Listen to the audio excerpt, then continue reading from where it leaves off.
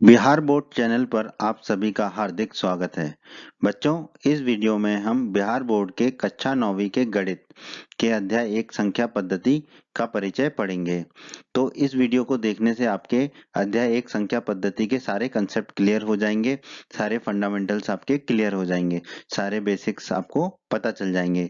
तो वीडियो को आप पूरा देखिएगा, अंत तक देखिएगा, जिससे एक ही वीडियो में आपके अध्याय 1 के सारे कंसेप्ट क्लियर हो जाएंगे और आपको अध्याय 1 की प्रश्नावलियों के प्रश्नों को हल करने में बहुत आसानी होगी, बहुत हेल्प होगी।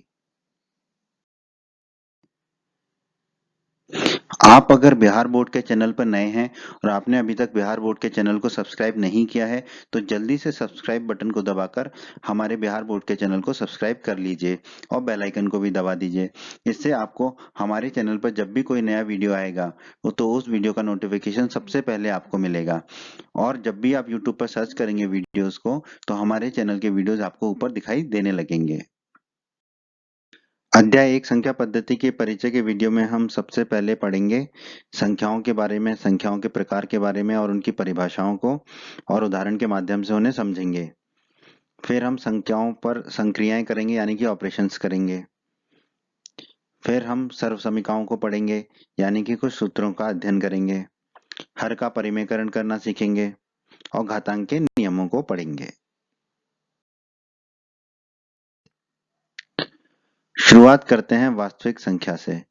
वास्तविक संख्या क्या होती है? जितनी भी संख्याओं को आप जानते हैं, वो सभी संख्याएं जो है वास्तविक संख्याएं होती हैं।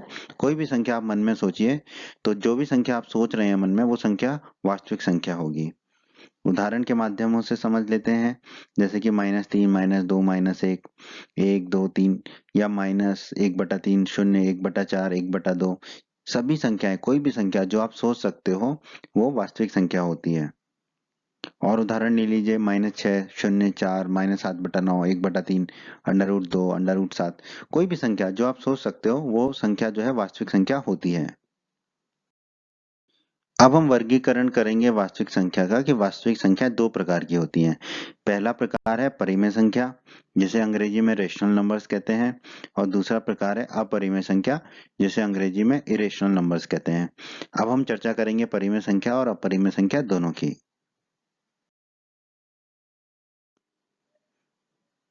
तो बच्चों, बात कर लेते हैं परिमेय संख्या की।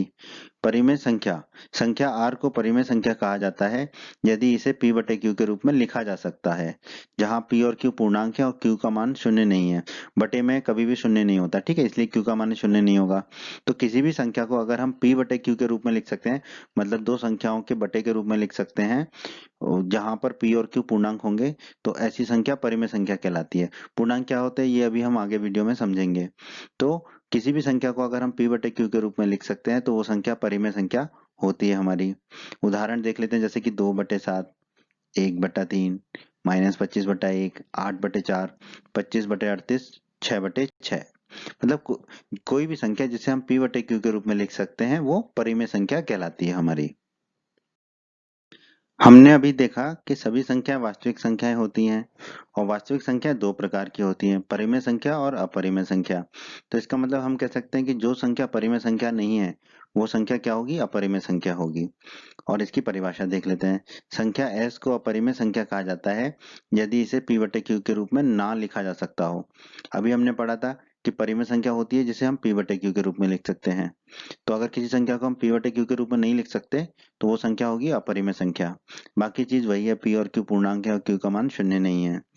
कुछ उदाहरण के माध्यम से देख लेते हैं।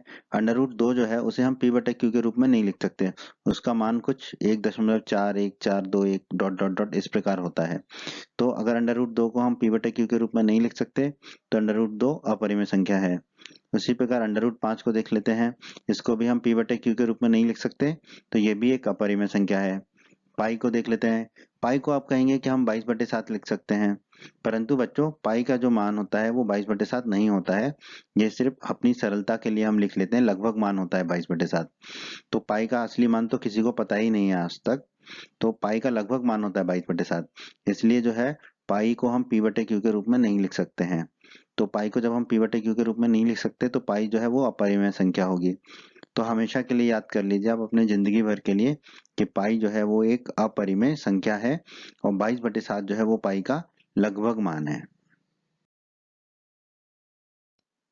अपरिमेय संख्या के कुछ गुण के बारे में बात कर लेते हैं। अपरिमेय संख्या का जो दशमलव प्रसार होता है वो अनुसानी अनावर्ती होता है। दशमलव प्रसार का मतलब होता है कि दशमलव के बाद लिखे गए अंक, दशमलव के बाद जो अंकों का प्रसार होता है वो कहलाता है दशमलव प्रसार। तो अपरिमेय संख्या का दशमलव प्रसार हमेशा अनुसानी अनावर्ती होता है। अब आप कहोगे अनुसानी क्या होता है? अनुसानी का मतलब होता है जो कभी खत्म ना हो, चलता ही चला जाए। और अनावर्ती क्या होता है? अनावर्ती का मतलब होता है जो अपने आप को कभी दोहराए ना, रिपीट ना करे। उदाहरण के माध्यम से इसको समझेंगे आगे हम, परंतु पहले ये देख लेते हैं कि वह संख्या जिसका दशमलव प्रसार अनुसानी अनावर्ती होता है वह संख्या हमेशा अपरिमेय संख्या होती है। उदाहरण से समझ लेते हैं, जैसे कि अंडर रूट 2 है। अंडर रूट 2 जो है, इसको जब हम दशमलव के रूप में लिखते हैं तो क्या आता है? 1.4 1 4 2 1 dot dot dot dot dot, और ये दशमलव प्रसार इसका चलता ही रहता है, कभी खत्म नहीं होता।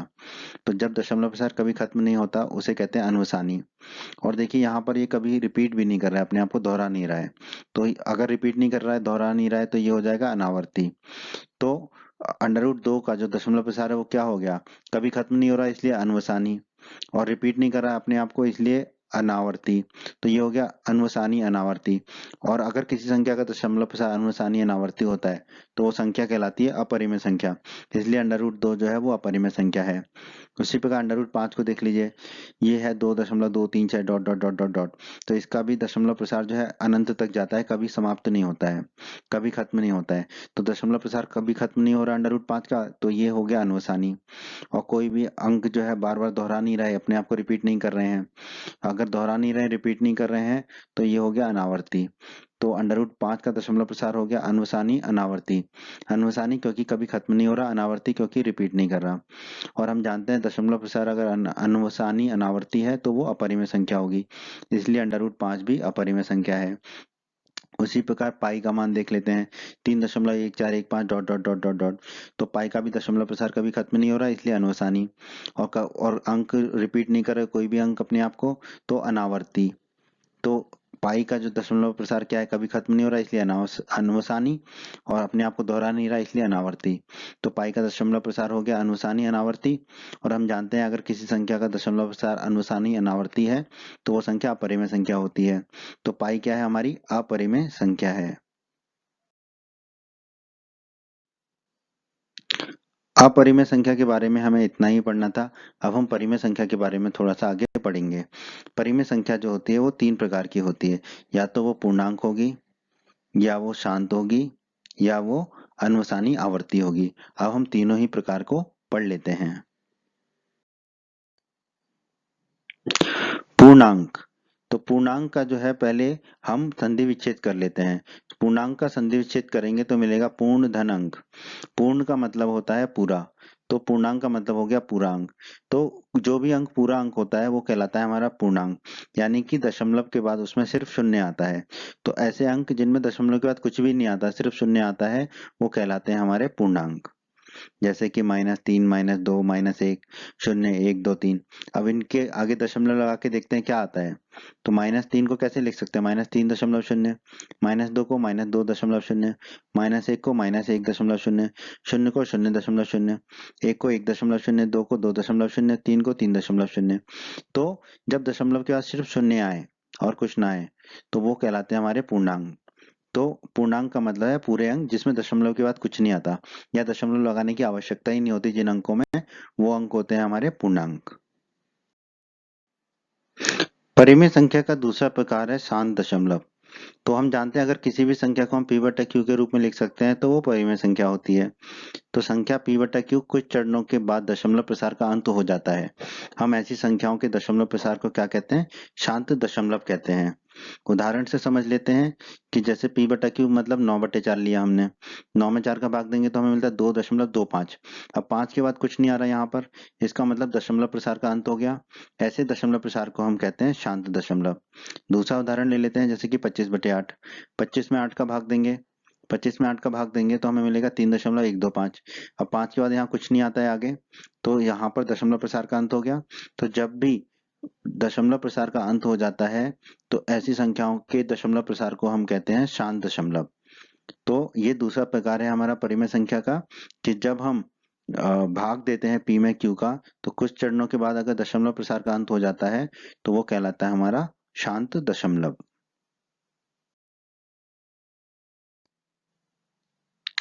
अभी हमने पढ़ा था परिमेय संख्या के दो प्रकार, पूर्णांक और शांत दशमलव। पूर्णांक में क्या होता है कि दशमलव के बाद कुछ आता ही नहीं है, और शांत दशमलव में क्या होता है कि कुछ अंकों के बाद, दशमलव के कुछ अंकों के बाद जो है दशमलव प्रसार का अंत हो जाता है।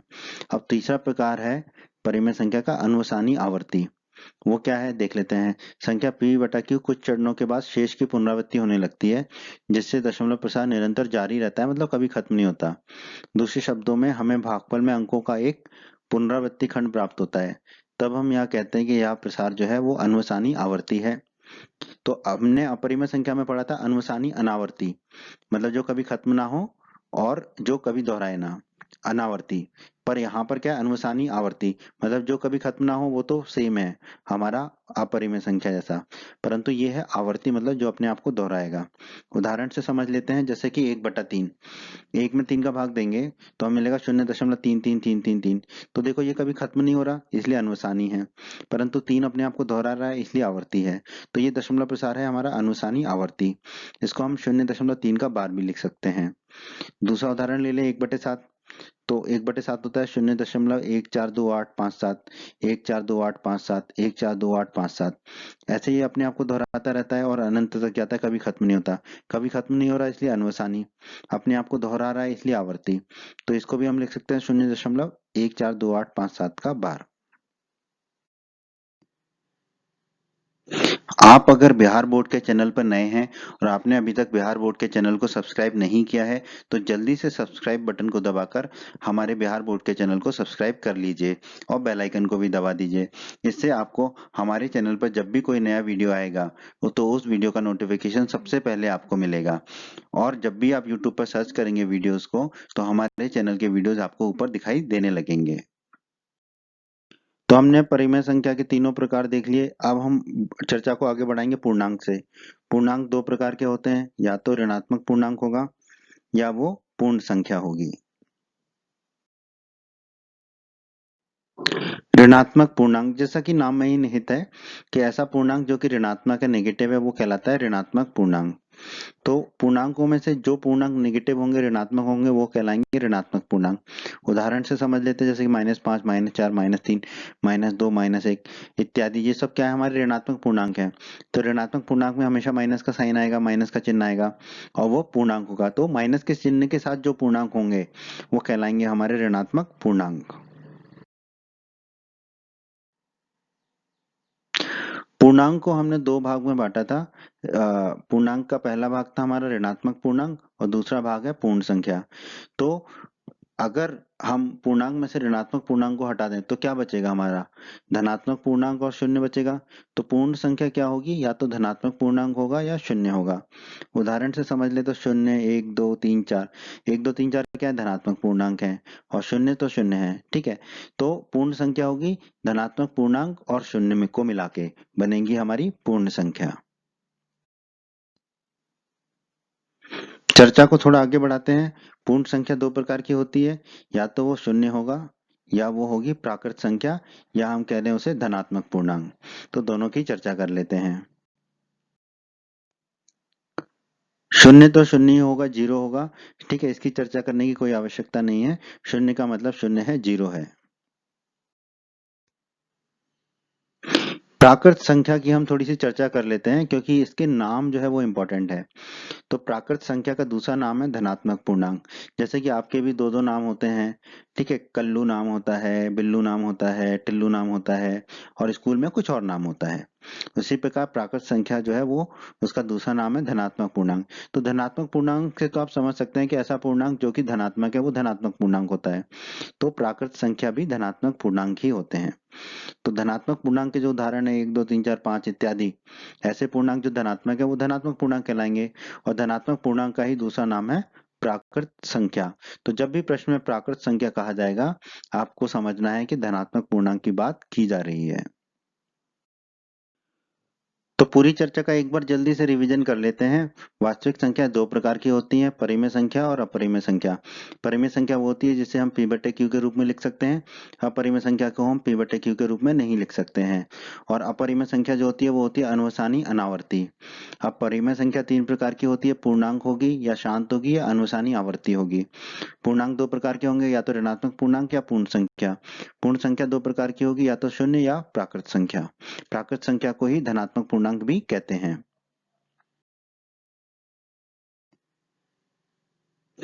आप अगर बिहार बोर्ड के चैनल पर नए हैं और आपने अभी तक बिहार बोर्ड के चैनल को सब्सक्राइब नहीं किया है, तो जल्दी से सब्सक्राइब बटन को दबाकर हमारे बिहार बोर्ड के चैनल को सब्सक्राइब कर लीजिए और बेल आइकन को भी दबा दीजिए। इससे आपको हमारे चैनल पर जब भी कोई नया वीडियो आएगा तो उस वीडियो का नोटिफिकेशन सबसे पहले आपको मिलेगा। और जब भी आप यूट्यूब पर सर्च करेंगे वीडियोस को, तो हमारे चैनल के वीडियोस आपको ऊपर दिखाई देने लगेंगे। अब हम चर्चा करते हैं वास्तविक संख्याओं पर संक्रियाएं की। संक्रियाएं मतलब ऑपरेशंस की। वास्तविक संख्या दो प्रकार की होती हैं, या तो परिमेय होती है या अपरिमेय संख्या होती है। तो हम देखेंगे कि जब उन संख्याओं को जोड़ें, घटाएं, गुणा करें या भाग करें तो हमें जो संख्या प्राप्त होती है वो कैसी होगी। तो सबसे पहला केस बनता है हमारे कि दोनों संख्याएं अगर हमारी परिमेय संख्या है, तो अगर हम दो परिमेय संख्याओं को जोड़ें या घटाएं या गुणा करें या भाग दें तो हमें हमेशा परिमेय संख्या ही प्राप्त होती है। तो दो परिमेय संख्याओं को जोड़ेंगे तो एक परिमेय संख्या मिलेगी। एक परिमेय संख्या में से दूसरी परिमेय संख्या को घटाएंगे तो भी एक परिमेय संख्या मिलेगी। दो परिमेय संख्या का गुणा करेंगे तो एक परिमेय संख्या मिलेगी। एक परिमेय संख्या में दूसरी परिमेय संख्या का भाग देंगे तो भी परिमेय संख्या मिलेगी। तो जब दो परिमेय संख्या पे ऑपरेशन किया जाएगा तो उसका उत्तर हमेशा एक परिमेय संख्या ही होगा। अब बात कर लेते हैं कि अगर दो अपरिमेय संख्याओं को आपस में जोड़ें, घटाएं, गुणा करें या भाग दें तो क्या परिणाम होगा। तो परिणाम कुछ भी हो सकता है, भगवान भरोसे है। वो परिणाम या तो परिमेय भी हो सकता है या अपरिमेय भी हो सकता है। तो अगर दो अपरिमेय संख्या को जोड़ेंगे तो हमें अपरिमेय संख्या भी मिल सकती है, परिमेय संख्या भी मिल सकती है। एक अपरिमेय संख्या से दूसरी अपरिमेय संख्या को घटाएंगे तो भी उत्तर या तो अपरिमेय संख्या होगा या परिमेय संख्या होगा। दो अपरिमेय संख्याओं को गुणा करेंगे तो भी उत्तर या तो अपरिमेय संख्या होगा या परिमेय संख्या होगा। एक अपरिमेय संख्या में दूसरी अपरिमेय संख्या का भाग देंगे तो भी उत्तर अपरिमेय संख्या या परिमेय संख्या कुछ भी हो सकता है। अब आता है तीसरा और अंतिम केस। तीसरा केस क्या है कि एक संख्या परिमेय हो, दूसरी अपरिमेय हो, तब क्या होगा। तो अगर एक परिमेय संख्या और एक अपरिमेय संख्या को जोड़ा जाए तो उत्तर हमेशा अपरिमेय संख्या होगा। उसी प्रकार अगर एक संख्या में से दूसरी संख्या को घटाई जाए, जैसे मान लो परिमेय में से अपरिमेय को घटा रहे हैं या अपरिमेय में से परिमेय को घटा रहे हैं, तो भी उत्तर अपरिमेय संख्या होगा। एक परिमेय संख्या का गुणा किया जाएगा अपरिमेय संख्या के साथ तो भी उत्तर अपरिमेय संख्या होगा। परिमेय संख्या में अपरिमेय संख्या का भाग दें या अपरिमेय संख्या में परिमेय संख्या का भाग दें, उत्तर हमेशा अपरिमेय संख्या होगा। तो अगर एक संख्या परिमेय है, दूसरी अपरिमेय संख्या है, तो ऑपरेशन करने पे अपरिमेय संख्या ही मिलेगी। तो देखो तीनों केस को फिर से समझ लेते हैं। अगर ऑपरेशन कर रहे हैं और दोनों संख्याएं परिमेय संख्याएं हैं तो उत्तर परिमेय संख्या होगा। अगर ऑपरेशन कर रहे हैं दोनों संख्याएं अपरिमेय संख्या हैं तो उत्तर अपरिमेय संख्या भी हो सकता है, परिमेय संख्या भी हो सकता है। तीसरा और अंतिम केस, एक संख्या परिमेय संख्या है, दूसरी संख्या अपरिमेय संख्या है। तो जब हम ऑपरेशन करेंगे तो अगर एक संख्या परिमेय है, दूसरी अपरिमेय संख्या है, तो उत्तर हमेशा अपरिमेय संख्या होगा। कुछ सर्व समीकरणों की बात करें, आइडेंटिटीज की, मतलब कि कुछ सूत्र हैं जिनको आप पिछली कक्षाओं में भी पढ़ चुके हैं, जो कि आपकी अध्याय 1 में बहुत काम आएंगे, अन्य अध्यायों में भी काम आएंगे और अगली कक्षाओं में भी काम आएंगे। क्या है वो सूत्र। एक्स धन वाई गुणा एक्स माइनस वाई, ये होता है X square minus Y square. अगला सूत्र है, अगर अंडर रूट के अंदर ए गुणा बी है तो इसे हम लिख सकते हैं अंडर रूट ए गुणा अंडर रूट बी। अगर अंडर रूट के अंदर ए बटा बी है तो इसको लिख सकते हैं अंडर रूट ए बटे अंडर रूट बी। अगर है हमारा कोष्टक के अंदर अंडर रूट ए धन अंडर रूट बी, दूसरे कोष्टक में अंडर रूट ए माइनस अंडर रूट बी, तो ये होगा ए माइनस बी। ये पहले वाले सूत्र से ही आता है आपका। अगली सर्व समीका की तरफ चलते हैं। अगली सर्व समीका है कोष्टक के अंदर ए धन अंडर रूट बी गुणा ए माइनस अंडर रूट बी, ये होगा ए स्क्वायर माइनस बी। ये भी आपके पहले सूत्र से आता है, एक्स धन वाई गुणा एक्स माइनस वाई बराबर X square minus Y square से। अगली सर्व समीका है अंडर रूट ए धन अंडर रूट बी, एक कोष्टक में, दूसरे कोष्टक में अंडर रूट सी धन अंडर रूट डी। तो इसमें तो बस सीधा गुणा करेंगे तो वही निकल के आता है अंडर रूट ए सी। देखो अंडर रूट ए सी धन अंडर रूट AD धन अंडर रूट BC धन अंडर रूट BD। फिर सर्वसमीका है हमारी अंडर रूट A धन अंडर रूट B का होल स्क्वायर। तो ये x धन y के होल स्क्वायर के सूत्र से आता है। क्या आएगा ये A धन 2 गुणा अंडर रूट AB धन B। बात कर लेते हैं हर के परिमेयकरण की। तो पहले तो समझ लेते हैं कि हर किसे कहते हैं। जब भी किसी संख्या को बटे के रूप में लिखा जाता है तो ऊपर वाला बटे के ऊपर वाला भाग होता है अंश और नीचे वाला भाग होता है हर। तो जब भी हर का परिमेयकरण करना है तो जो नीचे वाला भाग है अगर वो a धन b के रूप में है तो उस हर का परिमेयकरण करने के लिए हम a माइनस बी गुणा बटे a माइनस बी बटे a माइनस बी से गुणा कर देते हैं। a माइनस बी बटे a माइनस बी 1 होगा। 1 से किसी भी संख्या में गुणा करेंगे तो कोई फर्क नहीं पड़ता है। तो हर का परिमेयकरण करने के लिए क्या करना होता है, अगर हर a धन b के रूप का है तो a माइनस बी बटे a माइनस बी से गुणा कर देते हैं। अब आ गए हैं हम परिचय के अंतिम भाग में। यह है घातांक के नियम। क्या है ये नियम? अगर a की घात m गुणा a की घात n है तो हम जानते हैं कि अगर आधार समान हो तो घातें जुड़ जाती हैं। तो ये हो जाएगा a की घात m धन n। अगर a की घात m की घात n है तो ये हो जाएगा a की घात m गुणा n। अगर a की घात m बटे a की घात n है तो अगर आधार समान है तो भाग देने में घातों घट जाती हैं तो ये हो जाएगा a की घात m माइनस n। अगर a की घात m गुणा b की घात m, यहाँ पे घात बराबर है आधार अलग अलग है तो ये आधार का गुणा हो जाएगा तो ये होगा a गुणा b की पूरे की घात m।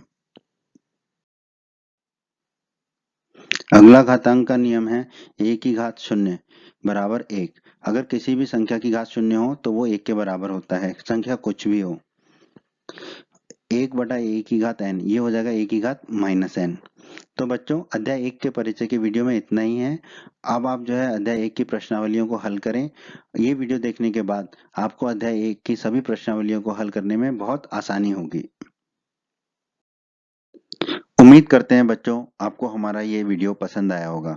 बच्चों अगर आप बिहार बोर्ड के चैनल पर नए हैं और आपने अभी तक बिहार बोर्ड के चैनल को सब्सक्राइब नहीं किया है तो सब्सक्राइब बटन पर दबाकर जल्दी से हमारे चैनल को सब्सक्राइब कर लीजिए और बेल आइकन को दबा दीजिए। इससे क्या होगा कि बिहार बोर्ड के चैनल पर जब भी कोई नया वीडियो आएगा तो उसका नोटिफिकेशन सबसे पहले आपको मिलेगा। और जब भी आप यूट्यूब पर वीडियो सर्च करेंगे तो बिहार बोर्ड के चैनल के वीडियोज आपको सर्च में ऊपर दिखाई देने लगेंगे। बच्चों आप इस वीडियो को अपने दोस्तों के साथ व्हाट्सएप और फेसबुक पर अवश्य शेयर कीजिए जिससे आपके दोस्तों का भी लाभ हो सके। और आपको अगर वीडियो पसंद आया है तो वीडियो को लाइक अवश्य करें। धन्यवाद बच्चों।